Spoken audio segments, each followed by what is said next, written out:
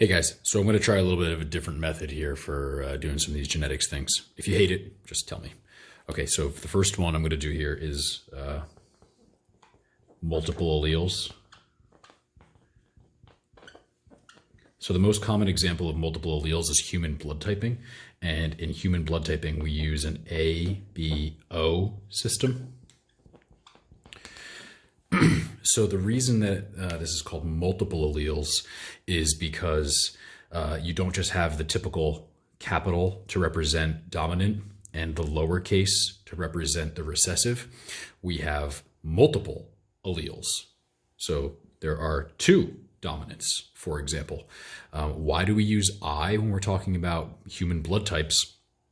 There is a protein called immunoglobulin. And that's where the I comes from. Oops. So it's called multiple alleles because there are multiple alleles, not just the two dominant, not just the dominant and the recessive one. So how do we differentiate between these two dominant alleles? We just put an exponent up there. So we've got the A dominant allele and the B dominant allele, and then this is recessive. There are multiple different blood types that you could possibly have.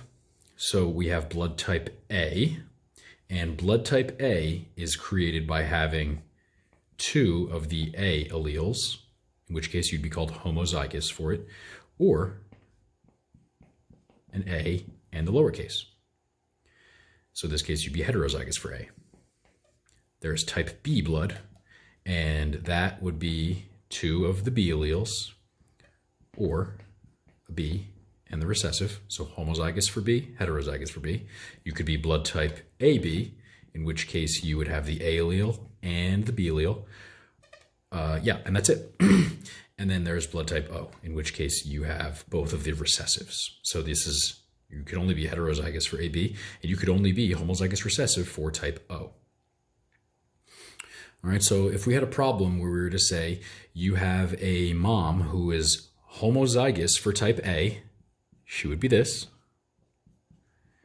And you have a dad who is heterozygous for type B. It would be this. So we'll do A, B, A, B, A, little I, A, little I. So what is the genotypic ratio here? We've got